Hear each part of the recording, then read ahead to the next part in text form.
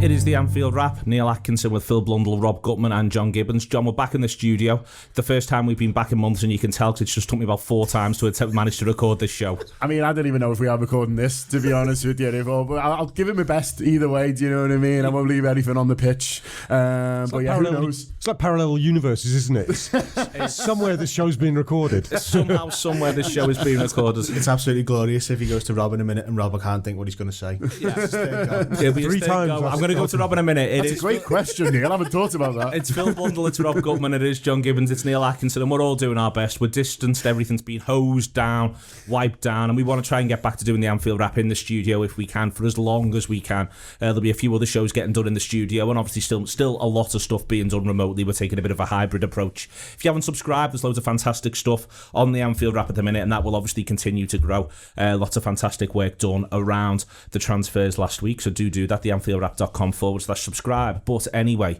we'll get to Lincoln City, we'll even get to Manchester City versus Wolves, but we'll start Chelsea 0, Liverpool 2, and it was a hell of a performance from the Reds, Rob, in what is Liverpool's biggest league game for at least 7 months. I'm coming to you with the question right now, and we're going to do it, Rob, we're going to get there. Feeling good about How impressed were you with the mighty boys in red? Really impressed. Did we get that? Yeah. Good. Yeah, well, I'm on to word 7 now. Feels like we're making progress. Okay, this is a behind-the-scenes joke here that's not going to work really very well for people listening to this. I'll start again. Right, how impressed was I? Well, when we recorded the Friday night preview show, now let's cast your mind back. You came to me and said, are you nervy about this? And I said, I'm surprisingly bullish about it. I had a really good intuitive vibe that we were going to do the business. The minutes before kickoff, that all dissipated and I was shitting myself. But obviously, within minutes of the game starting, you could see how the pattern was set. I mean, okay, Chelsea had a couple of breakouts in the early phases, but for me, it was so 80s Liverpool. And I mean, it was like a sort of strange deja vu for me. It took me back to a place where I used to sit watching this team that was just so strong that it would just impose itself on the opposition routinely. You know, we've been used to seeing a game where Liverpool could be on top, the opposition could be on top. You don't, especially in the big games, you don't know how it's going to play out really beforehand.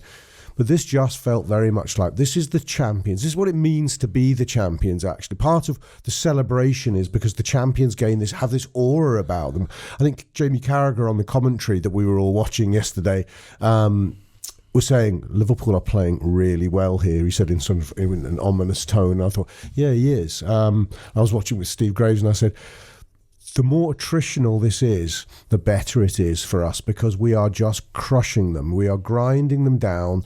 We put them where they had to be for the entire game and got better and better and better. And the biggest red herring in that game, and I'll shut up in a minute, is that there was a sending off to make it seem like it was another game.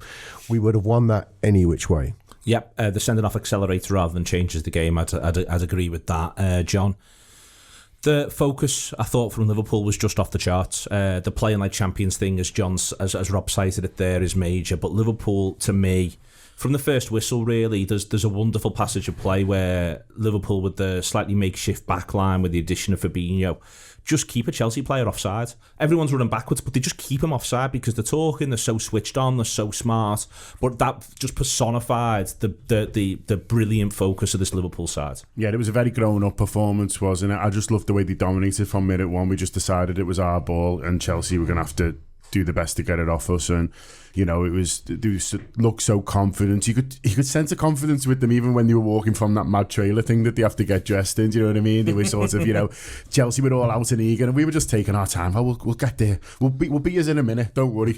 And they sort of just sort of strolled over, all having a little chat, and then just as I say, dominated the football, dominated the game. And the only thing you were thinking is, you know, they're not sort of quite creating, you know, enough maybe. But I think we were just trying to create those good chances where we, you know, it was relaxed. We weren't sort of, you know, panicking. You know, I saw a lot of people saying, oh, yeah, shoot from anywhere, test this keeper. You know, there was none of that sort of thing. They were like, well, you know, we'll get there when we get there. And that little flurry at the start of the second half just won the game for us. And even when they got the pen, I wasn't too worried because I thought, you know, if he scores, which he normally does, it'll jolt us into action and we'll just go and get it there. So just brilliant watching them. Great seeing sort of how good they are, and it's a reminder, really, isn't it? Because we've had the sort of the closed season thing, and even before that, it was all a bit sort of funny, wasn't it? And then Leeds was a bit mad. This was a reminder to everyone, both Liverpool fans and everyone else, just how brilliant this Liverpool side is. They're the team to beat this year by a distance. Chelsea are third last season, Phil. They're not a great third, let's not go mad, but they finished third. They've invested the money they've invested over the course of the summer, and yes, that comes with a little bit of a question mark around bedding in.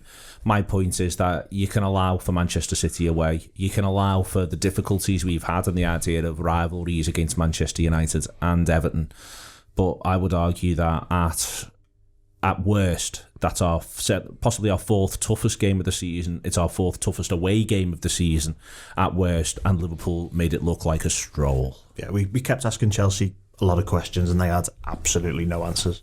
It's the point that their answers were to just get deeper and deeper and deeper, and the most damning thing was when they had the ball at the back and they put it out for a throw in 3 yards from the corner flag because they just couldn't get out. Like, not even... we've tried to ping a ball to the left back and it's gone out for throwing over his head, and that happened as well. But it was 3 yards. It was literally 3 yards from the corner flag. I've never seen a team with less ideas of how to beat a press than that. The centre backs, it's not within that. I don't think Zuma and Christensen are capable of that. I'm not really sure Jorginho is. Kante definitely isn't. And then the one player they have who is Kovacic, who they just didn't seem to get on the ball enough for me. Did you think we were trying to block the angle to him? I did. Yeah, I think we probably did. I think we probably knew that there's the thing where they set traps for people, but they're also going to obviously do the complete opposite of setting traps, which is prevent things from happening, and that's what we did to Kovacic, shut him down, because he's very good at getting the ball and driving 15 yards and getting up the pitch, and they just couldn't get out. And it was almost a surprise that the red card came from an incident where the ball was basically in our final third, because you were almost surprised that they were able to get that far up the pitch, particularly the fact that Mane was basically through one-on-one with the keeper 40 yards from goal. That bore no resemblance to anything that happened in that first half as a whole. It's one where I think, Rob, in the end everyone gets what they came for. The only blip's the Henderson injury, which, if it is just a tightness within the muscle, maybe we're back in contention for Arsenal. Maybe just in general needed a bit more rest, having been perhaps accelerated back for the start of the campaign. But he plays his part obviously in the game, not least with the magnificent ball for the one. But everybody gets what they came for. The goalkeeper gets his big save that he could possibly have done with a little bit more than maybe we were all letting on. And obviously there's the Alcantara debut.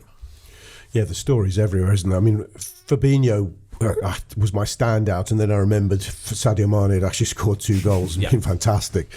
But everywhere you look, I mean, quietly another majestic Salah display. Just all over the pitch. You're being harsh if you go, well, I didn't really notice Trent as much as sometimes do, or Andy Robbo maybe. But yeah, there were just...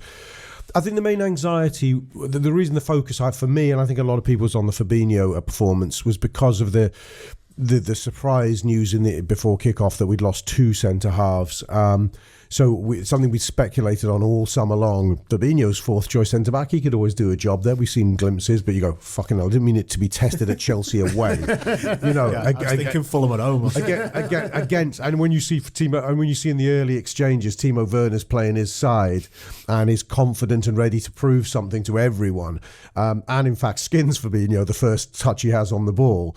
You go, oh, fucking hell. But from that moment onwards, Fabinho had him. Fabinho was winning. It wasn't just his positional sense, do you know what I mean, and his calmness, which are things you attribute to him. It was the way he won his one-on-ones that I thought was particularly impressive. He looked like a natural centre half, not like a midfielder doing a job there well. He looked like a natural centre half. And during the course of the game, I suddenly went, he's our second best centre half, isn't he? We suspected he might be, but he actually is. I mean, obviously he's got to do it over more than one game, but that's a hell of a tester, that one, for him, I thought. It's on Fabinho at centre half, Phil. It's a terrific performance. It really is. It will be a terrific performance. You'd be pairing if Joe Gomez put it in, and I think Joe Gomez is tremendous. I think Joe Gomez is not just the second best centre half at the club, but the second best centre half at the country. Fabinho puts that in though, and given the nature of how many of the games we will play this season, may well end up looking, even if sides have got 11 on the pitch, not dissimilar to the way the second half of that one looks. you can actually begin to make a bit of a tactical argument, not the idea of using him in extremis, but a bit of a tactical argument about possibly using him there a bit more than we would have thought. Yeah, I mean, there's one thing he was doing yesterday, and he was winning the ball. He was very aggressive in what he did, and he was stepping out and winning the ball as opposed to not necessarily being on the back foot and letting someone come on to you. But he was almost playing like he was still playing in defensive midfield, and he was winning the ball that little bit higher up that just gets them turned around a little bit. And I don't think he had anything to do with winning the ball for the red card, for example. But if you win the ball a little bit higher up, it causes them a lot more difficulties, and it's something different. It's something for them to think about. And I also wonder if that Chelsea had planned all week for something. Yeah. And then find out an hour before kick-off that actually one of the centre mids that you plan for all week is playing in defence. I think that's a fair point in terms of his defending as well. Yeah. I think they haven't got any time to have a think about Fabinho playing centre half. I think if he had a run there, a few clubs might think, try and take advantage of the fact that he isn't a natural defender. I don't know what that is, do you know what I mean? But, can we sort of play on him a bit? Can we, what's he like against the Chris Wood or something, for example? So I think it's a little bit early to say, he's just a centre half now, do you know what I mean? I think he benefits from the fact that, you talk about the planning there, that the Chelsea aren't thinking all week, well, for being a centre half, how can we sort of take advantage of that? It's just sort of thrown on them. But I thought, aside, that's looking into the future, looking at Sunday, he was excellent. And like Rob says, if it wasn't for the Manny brace, he probably is man of the match. I think there's something, Phil, in what I like about this game is both sides are 4-3-3 on paper. It all gets written down, and it all gets written down as 4-3-3. You can even say Chelsea have got a bit of a false nine, Liverpool have got a bit of a false nine. Wide players who'll want to cut in, attacking fullbacks. Alonso and Reece James aren't shy about coming forward, attacking fullbacks. But the approaches to the game couldn't have been more varied. Chelsea are completely reactive and Liverpool are completely proactive. And I think that tells you a lot about, firstly, how Chelsea view Liverpool at the moment. You say theirs was 4-3-3 written down. I still have no idea who was playing pretty much where. Like, was Werner playing left or was he playing up front? I genuinely still don't know. I don't know who was playing on the right for them. They were a bit of a mess. It's almost like Lampard has heard people talking about the fact that he can't set a team up defensively and he make too many mistakes at the back, and he's just gone, what we're going to do is we're just going to be quite compact, we're going to play with no width, we're going to stack the middle of the field up, and we're going to try and frustrate someone. And to be fair, we didn't really have a chance until the red card, if we're being honest, but most of that was by us being happy to be patient and happy to get to half time and happy to sort of just feel them out a little bit and frustrate them. But you do wonder how they were going to do anything than draw 0-0 yesterday when you look at what it was. How were they getting the extra 10-15 yards up the pitch? Well, every Chelsea chance, John, every time they tried to move into it and grow into it, it ended up with the ball back at the feet of the centre-halves, with the exception of the one that Werner decides to hit from 22-23 yards out, and it just flashes wide. The keeper's got it covered. Everything they tried to do in that first 45, it just ended up back with the ball at Kurt Zouma's feet, and he's about to get pressed again. Yeah, it was strange, wasn't it? There was a couple of times where you're like, they've opened this up a bit here. They had like a 3-on-3 or something, and then it just disappeared, and I don't know how we managed it really. It was just like sheer will or lack of sort of ingenuity from a Chelsea point of view. They just seemed to hesitate, and then that split second, and then suddenly they were surrounded again. Liverpool were just great on and off the ball really, and they just sort of dominated Chelsea really. They bullied them a bit, I think, in terms of everything that they did. And as I say, I was so calm watching it. I was just so relaxed because, like Rob, I had the sort of jitters just before kick-off. I don't want to drop points here because we won there the last year and things like that. And then as soon as you're just watching them and they're just so in control, it's just like this zen, isn't it? You're like, oh yeah, they're brilliant. Don't worry about it. It's like a big hug. Yeah, I'd listened to Lampard's after-match thing, and you can see he was very focused on the defensive side of it. He was almost taking quite a lot of comfort from the fact that we hadn't absolutely made 20 chances against them. They were awful, I thought, against Brighton quietly. And they were opened up time and time again by that Brighton team. So he must have come out of it going, oh my God, what will Liverpool do to us, right? If we're anything like that. So his first job, as Phil said, was to be compact, but use compact as a base to spring from. Teams that have done well against Liverpool lately, Arsenal have done well against us, City, in that game where they turned us 4-0 after the lockdown. Those sides have all sat back against us a bit, absorbed us and been able to spring. But as Phil said, they were forced ever deeper. And Liverpool were ready. Liverpool are now experienced enough and mature enough to know that's how teams are going to play against us. It was apparent at the beginning of last season, by the way. Do you remember the Arsenal game where we win 3-1 early on? But Arsenal they sat in, they were getting out a little bit of joy with Pepe on the break, but Liverpool were kept control, kept focused, kept concentrated, and were able. I actually think there were quite a lot of parallels between that particular game and this one. Although this one was a tougher game because I think Chelsea were probably better than Arsenal were then, but still we made them not look so. They're sending off, Rob. The run, the ball, and then Christensen. You do think that Liverpool, and I think there's part of Liverpool's patience in the first half, which is, and it isn't just the goalkeeper, but it is worth mentioning the goalkeeper. These will make a mistake. You'll just gotta wait. They'll give you one. You just gotta wait. They'll give you one. And I think that was there, and it actually ends up being the sending off where that's in part the case. I don't know what Christensen's thinking in the grand scheme of things, and it was also a very good example of video assisted refereeing being used correctly. Yeah, and it's one of the rare times that Chelsea actually have the courage to get their defence up the pitch a bit. The first time they've got a line, they've got, we've got a platform here, we might be able to start to play for the first time in the entire game. But, it's just ruthless. The ball is a fantastic ball. The decision to give it a yellow card, I think I'm going to be very harsh on the referee. It was borderline, it's a cowardly, non-committal decision because it's either a bit of an accident and a coming together, or he's the last man and he's done it deliberately. I don't see where the middle ground, where you award a yellow card, was even an option for the referee. I think he was sort of abrogating responsibility to the VAR. I think I'll just come back to you on this, Rob. I think there's a couple of things. I think one is it's difficult when you see the referee's angle for him to tell the distance between Mane, the ball, and the goalkeeper. Sure. So he's got that, but I think the other thing that is in his mind, and it's worth saying that it was Big Mick Oliver who was in Stockley Park, and Oliver and Tierney work together all the time. So I almost wonder if this was a little bit of Tierney by committee, knowing Mick will bail me out here. If I've made a mistake, Mick will bail me out. He's a good fella. He's one of the North East's finest. Yeah. And I think there's a bit of that from that. I actually think it's an example of the referee, almost a holding position. I'll do this. Yeah. Because someone will have a chat and then I'll go and look. And it's when he sees the screen, he's very quick. Yeah, he just runs it through once and he goes, yep, that's where everyone was. Sound.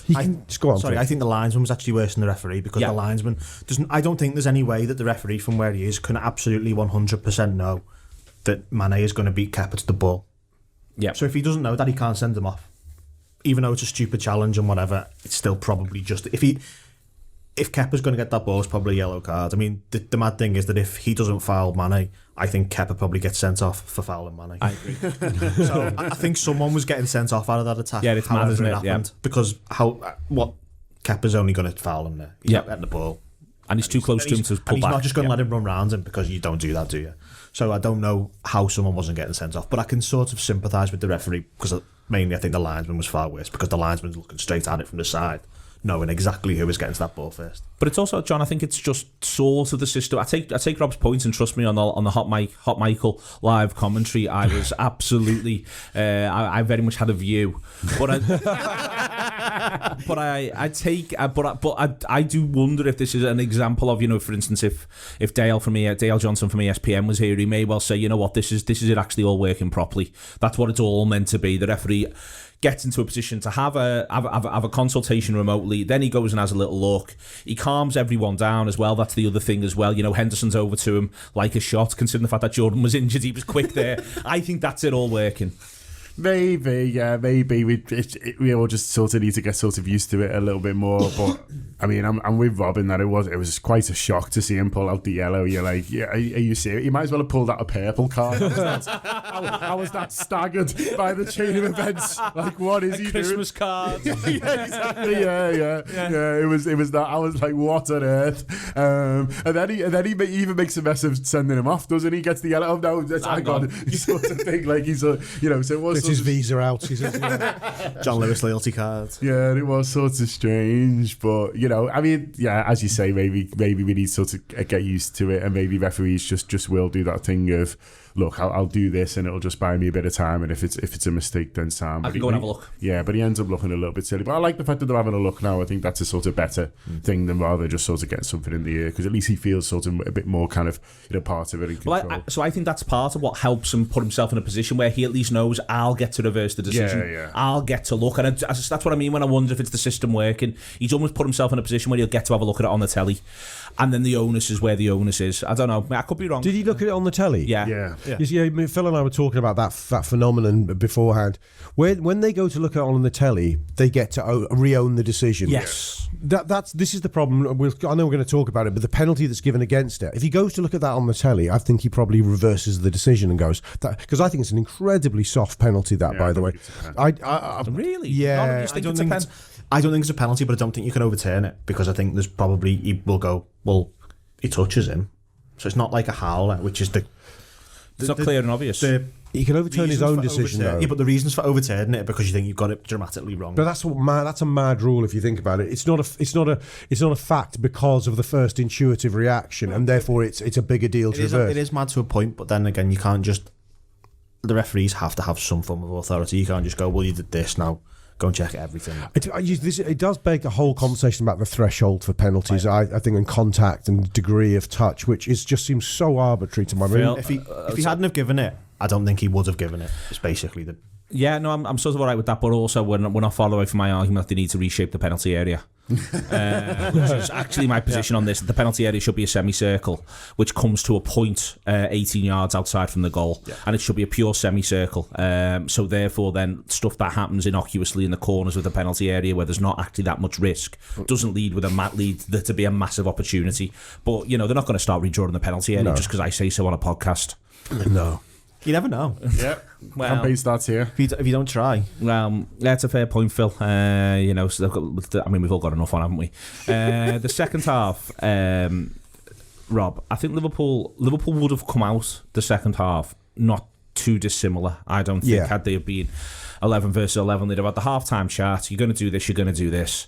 The opening goal's a peach, but I think we were going to get this from Liverpool regardless. The only thing that might have been different would have been that Chelsea might have been able to have a bit more of an outball or a bit more threat. Yeah, exactly. They were so deep in the course of that first half that it really didn't make much difference to them. I mean, they went from the hint of a bit of attacking threat to none attacking threat. So you almost can't... Yeah, you can always find a rationale for it, but it felt like one of those goals that isn't a consequence of a team being a man light by any stretch. It is the goal Liverpool probably would have scored with 11 versus 11. The intensity Liverpool would have come out with. The game plan felt like that was the goal we were working towards. And quietly, maybe I'm just basking in the sort of happiness of post coital 2-0 wins over Chelsea or whatever. But that was quietly one of my favourite Liverpool goals of all time. I just think as a simple team move by key attacking players, it's almost perfection. It's coaching manual stuff. And the finish by Mane is ridiculously good. Although it's coming across and you go, he could score from this header. When you see what he actually has to do to score from that header, he's quietly, I mean, Lewandowski notwithstanding, he's quietly one of the best central strikers when he wants to be in the game, Sadio Mane. He's like a gymnast in terms of his physique, which not a lot of footballers are. He's incredible. It is an incredible goal, John. By that point as well, Alcantara's completely enjoying himself. I mean, it is verging on the perfect debut, and he plays a small part in what is an absolute peach of an opener. Everyone's great in that opener, isn't he? Like, Mo Salah's quietly brilliant in it, but he's not going to get it. Well, he's getting some now. He's right now. But you know what I mean? But like, he does something really good, but because 2 or 3 other lads do something slightly better, you just sort of forget about it. But like Rob says, it's almost a training ground goal, and it's the kind of thing that they were trying to do for the first half, and by trying it makes me sound like a negative. They were working towards, and that's why I was you felt that they were relaxed about the fact that we hadn't been peppered in the goal with loads of shots and things like that, because we're just going to do this eventually. We're just getting to the bit where the opportunity comes, and obviously with 10 it's a little bit easier. You've got a little bit more space. But you mentioned Thiago's part of it, and I was impressed by how part of everything he was sort of straight away, really. And I think you only really get that from the highest quality of player who can just come in. He must have trained once with them. He's on the bench thinking, I might get 10 minutes at the end, if it's going well, if the manager sort of fancies being nice, really. And suddenly he's thrown in at half time at 0-0, and he's just boom straight there. And everyone obviously thinks he's great because they kept giving him the ball, and he was just enjoying himself. And I think there's obviously loads more to come from him. Do you know what I mean? I don't think that's it's not a statement performance in terms of what he did, but it is a statement performance in the fact that he's able to come in straight away, completely cold, and do that. It shows how much there is to come from him and how much all these players are going to enjoy playing with him and how much we're all going to enjoy watching him. It's, to me, Phil, it's a positive double-edged sword, the Alcantara thing, where I think he comes in, he's just come from the European champions, and he's not having to adapt to play with Liverpool. Liverpool are ready for him. And everyone's, and the aim with this, and I mean this genuinely in the sense of he's come from the European champions, the aim is that this raises everybody. It raises him and it raises Liverpool, that both things happen. And I think he got to see a little bit of, that's the promising part of that second half performance, is that Liverpool were absolutely ready for him to come and do what he did. He's just a phenomenal footballer, isn't he? I can't remember where I saw it, but someone said he makes the simple things look fun. Never mind, like there was one ball he played to Wijnaldum, it didn't quite come off, but there was no one in the world who was expecting him to pass to Wijnaldum, probably including Wijnaldum, to be fair. But he's just great to watch, isn't he? I mean, his vision, his range, his ability to just move the ball quickly, and the ability to move the ball quickly is probably the most important thing, because it's one thing the midfield hasn't been great. If there's any criticism you can make of this team, it's probably that the midfield isn't incisive and quick over short 10-yard passes. It's all get the ball to the fullbacks, and it also now means that it possibly gives the fullbacks a little bit more room, which is quite a scary proposition on the basis of how many goals and chances our fullbacks create. Because there was a lot of teams last season who were going, right, we need to shut these fullbacks down, and obviously they failed, but now they're going to try and do it, and if they try and do it, then there's one of the best passers of the ball in the world in the middle of the park. Yeah, I liked his vertical passing, which we haven't seen in our midfield. There's a few times he just tucked a little one in behind. You thought, that's not on, and he did it. Everything he did in a measured haste.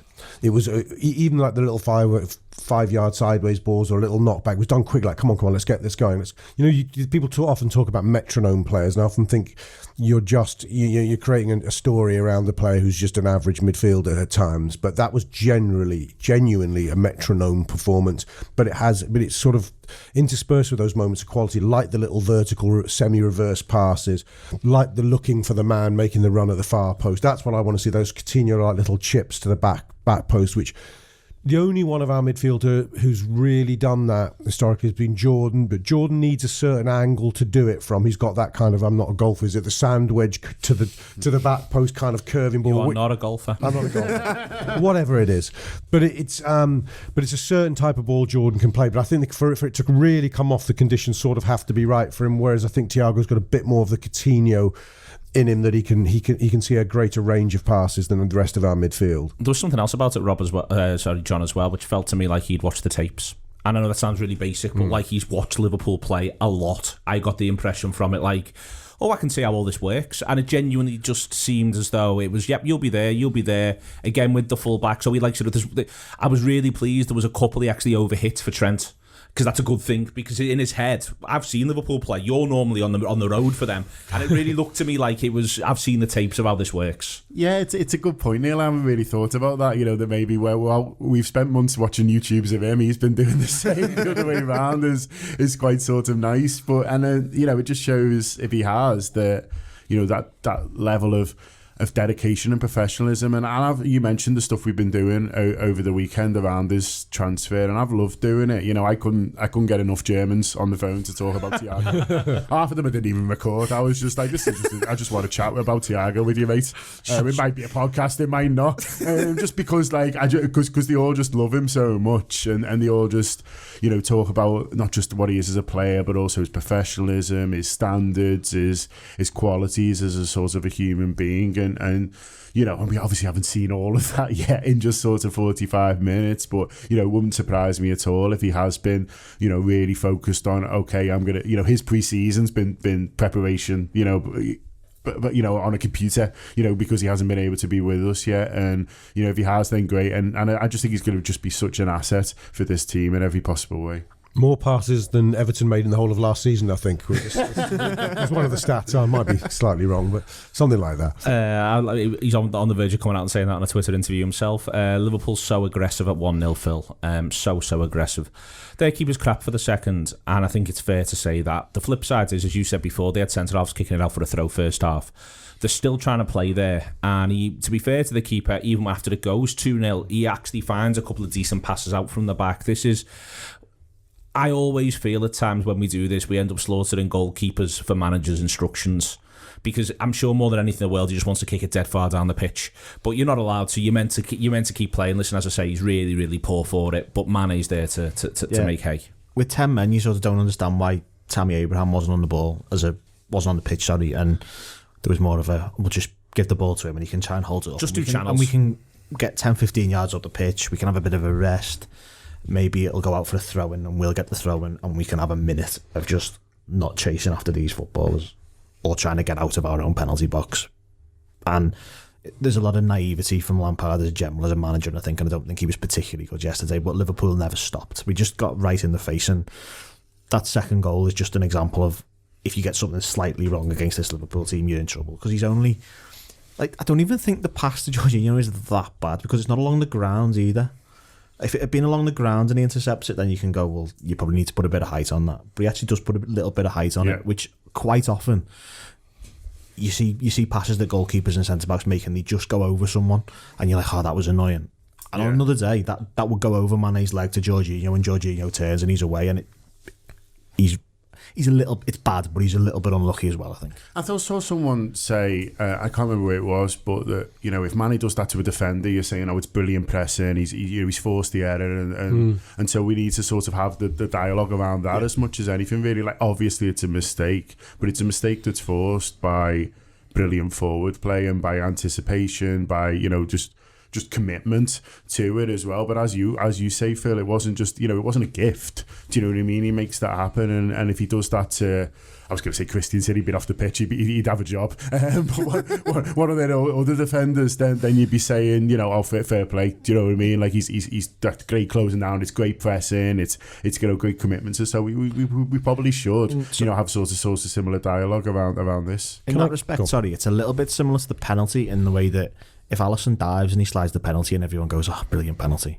he's put the keeper down, and it's not a great penalty really, because he basically can't score that penalty if the keeper stands still, because because of that skip he does, he can't generate the power to put the ball in the bottom corner. So as soon as Alisson chooses to stand up, well, if we're talking about the penalty, I mean, it's been a bugbear thing for a few people that Alisson's saving record hasn't been good in any of the shootouts, has it? Alisson's, I have felt until yesterday, has been plagued by what a lot of modern keepers are plagued by, which is the focus on putting off the keeper. So there's a lot of jumping around going on, which means that they're often on the wrong foot by the time the penalty's taken, because they're coming down from the bounce, so they're going up on the bounce. The person who started all the putting off thing is Bruce Grobbelaar in 1984, where but Bruce crucially does wobbly legs. His feet are planted, right? He's not jumping up and down like an idiot doing starfish jumps. Alisson's first time I've seen him stay absolutely still and focus as a keeper, simply saving a shot, and who knew he could do it well. I want to ask everyone a question here, though. Just going back to the Kepa era. How do you compare that to the Karius era in Kiev? Because surely you were talking about it during the game, because we were. Do you think it's as bad? Not as bad? Not as bad. Okay, why? Why is it not as bad? Because I'm not sure in my own mind. Karius has got the ball in his hands. Yeah, he bowls it. Karius is under pressure. Yeah. Isn't he? Well, he's got the ball in his hands, so he's not under any pressure. Oh, he can't see the man. Well, yeah. He's got the ball in his hands. You can't pressure a goalkeeper with the ball in his hands. True. True. That's okay, fair enough. Yeah. That's got it right for me. I'll carry on, Neil. Another mystery solved. Things we're getting done. We've changed the shape of the penalty area. It's a credit where it's due. I don't know why when I watched it. Got the ball in their hands. It is poor from the keeper. Obviously, it is. There's something else as well, John. We talk about the absolute retreat of Chelsea. It is worth remembering that last time we went down to 10 for any length of time in a big match. City did demolish us 5-0. it is a thing that happens because everyone is now so focused on shape and the way in which, Liverpool are superior to Chelsea. We've demonstrated it often enough recently for that superiority to be doubled down on by a side that will just move you. I think it is, we do have to sort of bear that in mind to a degree. Yeah, but I think all the praises for Liverpool and all the praises for Liverpool and what they do to other teams, and I think, I got sort of sick of the fans are saying, we didn't turn up against you, or we weren't very good and stuff like that. And I just think that's what we do to other teams. Do you know what I mean? You can't Absolutely. all up and down the country be saying, we were just rubbish, we didn't turn up that day, or we weren't very good. Do you know what I mean? It's not a coincidence that we make other teams look ordinary because of how we suffocate them, because of how we dominate them, and because we just take all the kind of,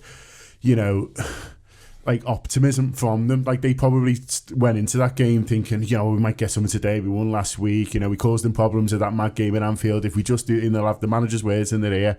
And I think after about 5 minutes in, they probably thought, no, we're going to get beat here. These are well better than us. And that's what we saw. And that, taking that out of a football team is something that we do really, really well. And Chelsea today, I don't know whether they thought they were in a title challenge, but now they just sort of know they're not, and that's mad because it's 2 games, and City haven't even bloody played yet. But it's one of those where they'll know right now that it's a Champions League spot for us again because we're just not on their level, and that's it. It's an amazing thing that they can do that. Next little thing then is obviously the penalty save. I said before, the keeper sort of needed it, Phil. I think he just sort of needed to have a big contribution in a football match, to be quite honest with you, because he has been a little rocky, a little bit not himself recently, and straight away I think you got to see it on his face, to be quite honest with you. It was one of those where it was actually good to have the television, because I think you got to see that he was just delighted and his teammates were delighted for him. It was nice to see him make a save, being semi-serious, because Leeds had 3 shots last week, goal. It felt like the majority of shots were going in the back end of last season, and obviously it's a time that doesn't really matter, but it's still not what you want to see. You want to see your goalkeeper protecting a clean sheet and helping you out and enabling you to win a game 1-0 basically, because that's what goalkeepers are there for, really. Help you on an off take.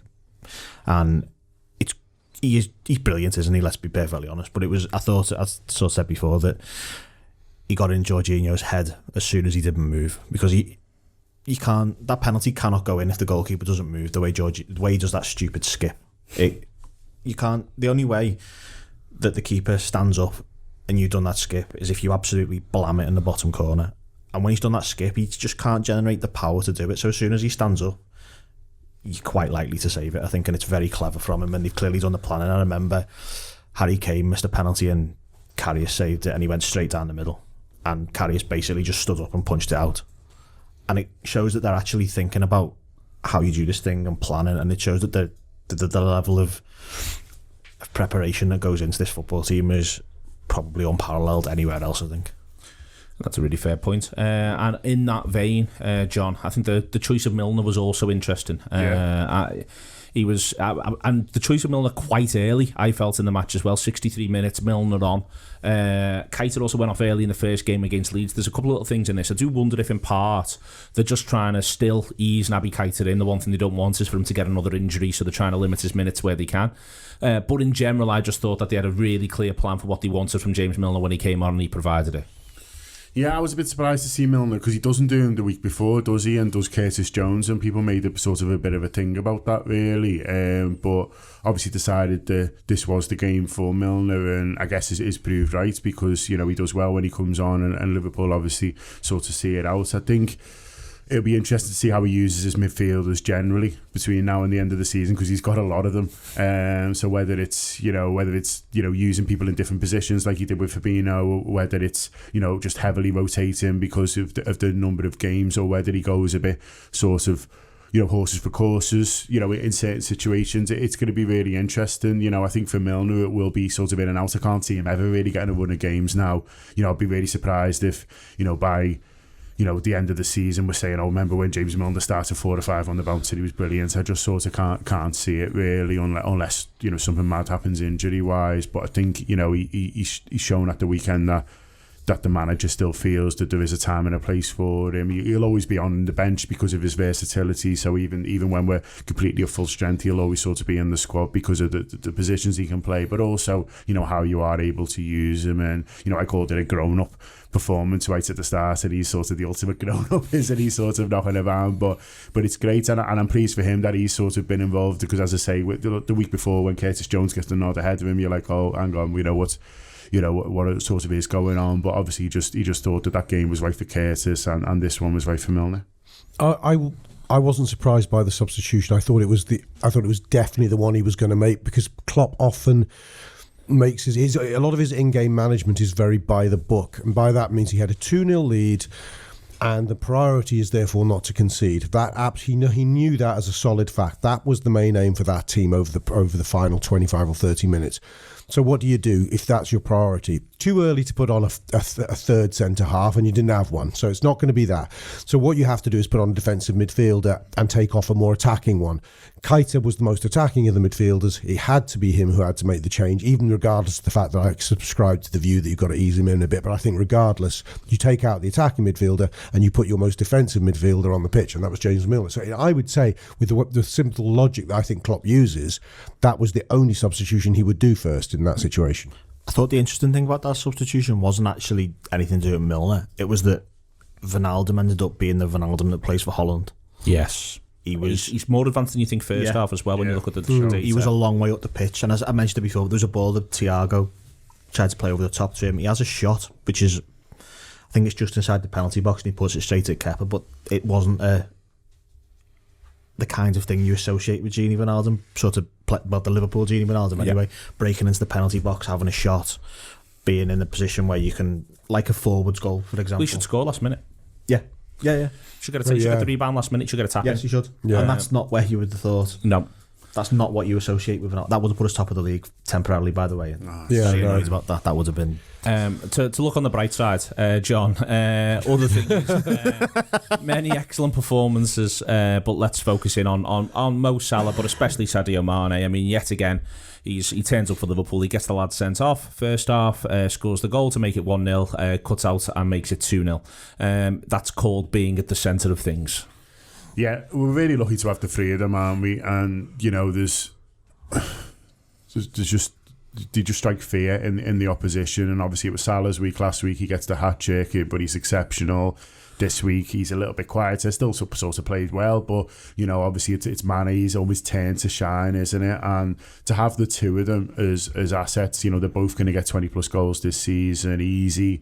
You know, one of them might have a you know, real mad one like Salah did a couple of years ago, but, you know, the both of them there, and Firmino, you know, is playing well as well, without necessarily sort of weighing in with the same number of goals as the other two, but, you know, he's part of the action and part of the goals, and so it's just fantastic to have, and they are genuine forwards. You know, we talked about formations before. You know, it's put out there as a kind of a 4-3-3, isn't it, with nominal wide, but they've got absolute license to move and to very much be central when they need to. And Mane has been performing at a ridiculously high level for quite a long time now, and you know, maybe doesn't quite get the attention everyone else the Salah does or others do, but I think he's fine with that. Do you know what I mean? He knows how good he is. You know, his teammates know, his manager certainly knows, and you know, he's, you know, if you think, you know, if the opposition aren't worrying about him for a second, then they need to be, and that's what he showed, because they probably thought they were getting to half time there and they'd done all right, and then suddenly he's got a man sent off. I always think if you get to in games where those three are getting within 10 yards of each other consistently, you're in business. Yeah. I mean, look at the goal. They are all within, Salah and Firmino within 5 yards, Mane a bit further over. Once they get to that, then they're always working in a game to get to those positions, I think. And once they can, they can they can play the wall passes. They can surgically unpick a defence, and that's exactly what they do in that goal, in that moment.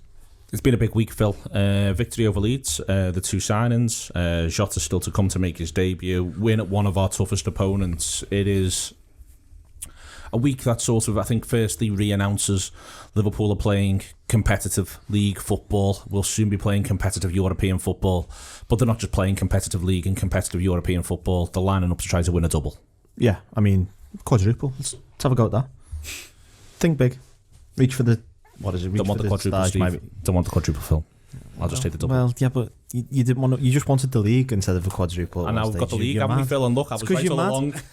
give him another couple of years. Mad, absolutely mad. He's trying to do win it in stages. The one thing about the growing level of the squad is that actually it's rude not to try and win a domestic cup, quite frankly, and also it serves the purpose of getting games for players. Well, that's why this one on Thursday is significant in that there's a lot of players who could just do with getting a run out. It's like I think Liverpool, I'm very committed to Liverpool winning on Thursday, not least because there's a lot of footballers who could do with playing the following week as well and going from there. But before we do that, it is a massive week. We will see Jota make his debut against Lincoln City, but before then, City have to go to Molineux, Rob. That is an absolutely horrible first game. United got beat when they haven't had a ton of preparation. Gundogan is out due to testing positive for coronavirus while we've sat here. United have got beat against Crystal Palace, and by all accounts I didn't watch it, but I got to watch the sort of text updates, and they gave me the vibe that United was shite, so I'm sticking with that. Shite is correct. Okay, and we did Chelsea. My point here is that this league table could look really, really funky from a Liverpool point of view quite quickly. Yeah, it's lovely that Chelsea and United have had any illusions shattered very, very... I mean, this can all be a bit... prove ill-founded. I mean, Conte's season at Chelsea starts off with a terrible first 4 games and then puts together a 15-match winning run. But I don't think that's happening here to Frankie or Ollie's boys. I think it was important to have their wings clipped. United had a sense of momentum. I think if United had won their first 2, they could have built a little bit from that because of the way they performed at the tail end of last season, notwithstanding the cups. So they were beginning. There was beginning to be a sense that they were better than they were, I think. So it was important for that. Chelsea, obviously, with the signings, you don't want to see them fly. So it does set us up nicely. And the City one, of course, City could and are more than good enough to comfortably put Wolves to bed 3-0 tonight. Phil disagrees with you, Rob. They're good enough. They're good enough. I'm not saying it'll happen, and I'm going out to watch it. I'm quietly confident that Phil, Dharma's boys... Hang on, say that again. Do you think they're good enough to beat Wolves 3-0? They are good enough. Whether it's something that they're capable of from the off in the first game of the season, I'm not quite sure. Like we were talking about Chelsea being the 3rd best team in the league. I can't see Wolves being an easy game for Manchester City today than Chelsea was for us yesterday. Just simply because Wolves they're a nightmare to play against. Yeah. But you've also got to remember that City were 2-0 up and fairly comfortable away at Wolves last season, and they had the red card, and then they lost 3-2, and it all unravelled from there. They went 2-0 up with the red card. Yes, they did. Yep. You're right. But then there was half an hour of it. They got one back, and they were massively up against it. But hi-ho Wolverhampton. Yeah. It won't be easy for them, I think. But if they won 2-0 and they were really good, you wouldn't be shocked. I think Aguero is a huge miss for them because the longer it goes on, I'm less convinced by Jesus, and I think he seems to get into a lot of goal scoring situations and then just struggles to convert them. Laporte's out as well. Laporte is out as well. So. Although I think the myth that they only concede goals without Laporte was shattered at some points. Yes, I mean that has been well and truly dealt with. That one. I think that was a very convenient excuse for a long period of last season. Yeah. Right, they might not have been quite as poor without him, but I think there's a lot of structural issues that they have that Laporte just doesn't suddenly fix. It's a big game for them quietly, this, because of the message they've also got Leicester next weekend as well, City, and it's not a picnic, I don't think. I think Guardiola's team talk is sort of done for him in terms of, boys, this is massive, but that doesn't mean they're going to do it. It is a big game. There's pressure already on them, so, let's see. Bring it. Bring it indeed, says Rob Gutmann. Absolutely wants to bring it. Lincoln away then. Let's just sort of tidy up on that one. A reason John Gibbons, Diego Jota storms away from the Wolves squad is because he wants to play against Lincoln in the EFL Cup. Storms away? What's this about? He refused to be played in the EFL Cup last week. Oh, didn't want to be cup tied? So I think he didn't want to be cup tied. Oh, is that right? I could be wrong. I'm very much... It was also on Thursday though, wasn't it? And he signed is cup tied still a thing? Yes, it is a thing. Okay. Just not in Europe. You excited about watching him and other footballers, John? Really excited. Yeah, it's a bit of a shame we can't go, innit? Yeah. I bet you had some trip planned. Lincoln, it'd be nice. What a day we'd have had. I bet there's some boozers in Lincoln. I've never been to Lincoln. We'd have set off in 20 minutes. I believe now we could be there for the City game. Yeah. You joke. Hey, I tell you what, the first of my virtual aways might Like Lincoln. order of the day, yeah. Lincoln, yeah, it's nice. I've been to Lincoln. It's right up your street, Rob. Just slightly further than you want it to be. Yeah. But Difficult drive, isn't doesn't it? stop me. It's not a nice drive really. But once you're there. But we're not going to get to Australia in go. that One of the many things Lincoln and Australia have got in common. What's it like? Is it like Chester, but with actual pubs you want to go to? It's hillier than Chester, I would say. Maybe a bit more compact, but that's a good thing, I would say. Absolutely. Chester's a bit more spread out than you want it to be, really. I know. You kind of forget. You're like, I'm in a small place. Why is this so far away? Why am I still walking? I often think about it. Yeah, I know. Am I on the ring road again? Yeah, why have you put the station there? Where are the pubs? No pubs. No actual pubs. No, it's Lincoln's good, but we're not going. But we are. But the Reds are. We're not. Well, can we go? We should. We can't go. Okay, you've talked me into it. Diego Jota, yeah, hopefully he plays. There's a few who we want to get games for, isn't there? It'll be interesting to see who he goes for at centre half if there's sort of issues there and things like that. Whether he goes strong to sort of ensure we go through, or he gives some of the younger lads a go. Obviously, there's Cometio and as a sort of an option. You want to see Curtis Jones, you want to see Minamino. Obviously, you want to see Jota. It'd be interesting to see. Yeah, it'd be interesting to see if he Harvey. goes. Yeah, it'd be interesting to see who he goes for up front. Whether is there a start for Origi, is there a start for Brewster? I think those two are interesting ones in that where he sees them playing his football. I think if Brewster's not getting his start here, then it's suggesting that we will be looking for to get him somewhere else, at least on loan, and for Origi as well. If he can't get in this team, then he's sort of had it really, hasn't he? So I think up front are the interesting ones. I think much of the rest team sort of picks itself because there's lads who you want to see get games. It's only really the centre half injuries that are a bit of a pain, but I don't know how serious they are. So someone like a Joel Matip could play. Yeah, I want to see Harvey Elliott because I think there's growing excitement about him at the club. He quietly gave us, well, actually not quietly, he gave us quite a glimpse of how he's progressing against Blackpool in that pre-season game. Scored his goal, was doing a lot of bits. I think he's almost the first name on the team sheet in a certain sense for them. They want to see him and they want to see how he can do. I think we're going to see him one side, Jota the other side. I agree, it's difficult to call the centre forward. It's Minamino, isn't it? Minamino's got to play, you're right. He has to play. And I'd say the people he feels he's going to have to give games to because he owes them it are Curtis Jones, Minamino, Chimikas, he owes games to. Milner, yeah. Milner captains this. I think I wouldn't surprise me if this team did indeed fulfil Phil Blundell's very limited ambitions. Milner would captain this team in the final, I suspect. He'll go all the way through with them. Yeah. He's got to. Klopp will be working backwards from his Arsenal selection, I think, because those who won't start that, he's going to think I need to give them a start. Now, there's an interesting question around centre half because I'm not saying it's likely, it's possible he saw enough from Fabinho to go, I really wouldn't mind giving this one more go against Arsenal. And Gomez has a small injury. A slight injury, wasn't So does he say to Gomez, you can have 50-60 just to keep you in rhythm, maybe? Rather than, because his alternative is to put out Billy Cometio and Van den Berg. The only thing about Cometio is I'm pretty sure Klopp mentioned before the match that he was injured.